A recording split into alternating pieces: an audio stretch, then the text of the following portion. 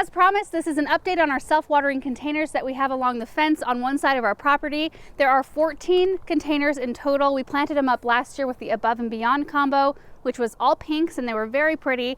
This year I decided to go with a different blend that I picked out myself. So we did the purple fountain grass, which is the same as we did last year. I was just so happy with how they did last year that I thought, you know what, I'm going to repeat that because it's just glorious. And they are. I mean, look at the grasses. Purple fountain grass is just an amazing annual grass. And it brings that depth too. It brings that really deep color, which, you know, there's a grass. This is our neighbor's lawn, kind of.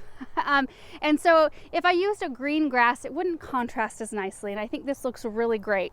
I use Supertunia Limoncello, Supertunia Bordeaux, which is the annual plant of the year, and then if you swing around kind of to this side, you can see the Supertunia Royal Velvet. So let's take a look at a few more of them. They all kind of took on a little bit of a different look. Like on some of them you can see a lot of limoncello, on others you can see a lot more of the Royal Velvet.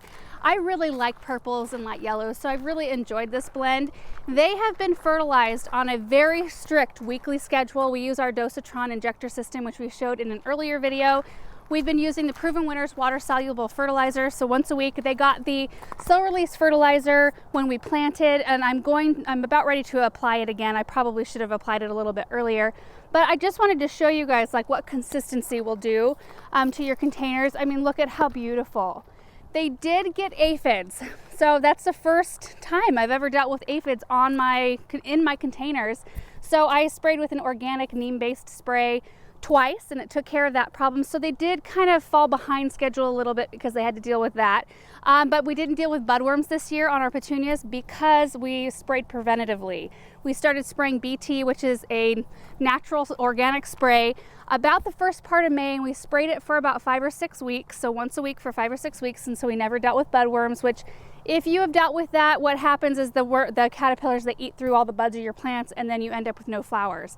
They like a lot of green, and it looks healthy still, but no flowers, which we plant these for color. So also, we did plant a couple on this far end I wanted to show you that don't get as much light as the rest of them, and we knew they wouldn't get it, but I wanted to show you kind of what happens, like what a planter will look like when it gets full sun as opposed to a couple that don't get quite as much. So let's head that way. So we planted this one up on purpose, even though we knew it wasn't going to receive as much sun, just so you guys could see how important sun is to these plants. You can't really fudge the lines on this type of annual because they just don't perform as well. Obviously, I mean, you can still see a lot of the container. The limoncello's kind of fizzled out. The fountain grass isn't as strong and upright, it's more flopped over. And of course, there's not nearly as many blooms. I was kind of I didn't want to plant it underneath this tree. This is a big mulberry tree that casts a lot of shade. It gets a little bit of morning sun, and that's it. There's a locust tree beyond the mulberry, so it just gets kind of filtered light, very little filtered light through the rest of the day. And I told Aaron, like, let's just not plant this one, even though it kind of ruins our line of pots because we wanted to go every other fence beam.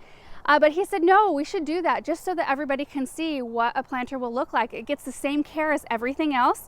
It just doesn't get as much light. So anyway, these look a whole lot better. Now see, this one right here gets a little bit more sunshine, but not as much as the rest. So it's kind of a graduated kind of look here. Now these self-watering containers, we have them on a weekly schedule to fill up the reservoirs. So that's all we're bringing the hose out for. Once a week, I have a day on Thursdays. I bring out the Dosatron, which is that fertilizer system. I fertilize over the top. So I fertilize right into the top of the container, and then we take the hose back down through and fill up all of the reservoirs. They've never emptied completely. So once a week so far has been kind of how it's going. Now it's starting to cool off a little bit, or it's supposed to be getting longer nights, and it's getting a lot cooler at night. So we'll probably be able to stretch it to every 7 days and then every 9 days. Last year, I think the most I was able to stretch it was like 27 days. So toward the latter part of fall, we won't have to be filling them hardly at all. So anyway, we just wanted to give you a quick update as to how they were doing. Really happy with them. I'm already excited about planting them for next year, excited to try something different.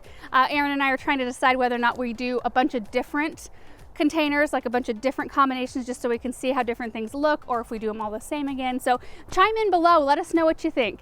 Thank you guys so much for watching this video, and we will see you in the next one. Bye.